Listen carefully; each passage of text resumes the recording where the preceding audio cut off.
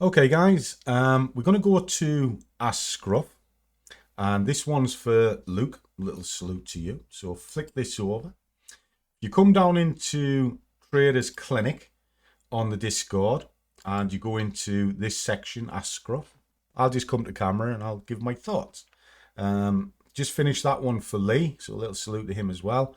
And here we are, Luke. Okay. So earlier in the week, you mentioned trading oil as an evergreen commodity. Yes, you can trade it pretty much all the time. It's a great product to trade.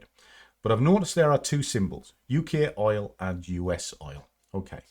Now, depending on your platform, they'll have different names, but essentially what they are is UK oil is Brent, and then you've got US oil, W2I, Western Texas. Okay. Now, the most traded is Western Texas. Okay. So that's the differences there. And are there any fundamental differences between CFDs and future contracts? I've had a look at all of these charts and they look very similar. Well, they are. The difference between them is the costs. A futures contract is exactly what it says it is. It's a contract that'll expire in the future. Now, it has its costs built into it. And when I'm talking costs, I mean the overnight charges, swaps, etc.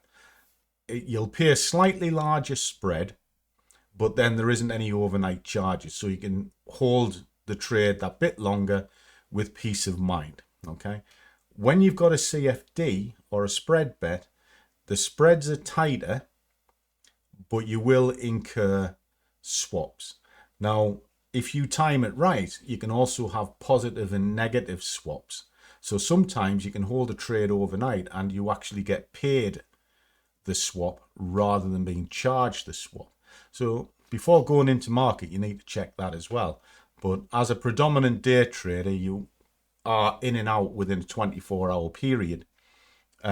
Those charges never come into hand.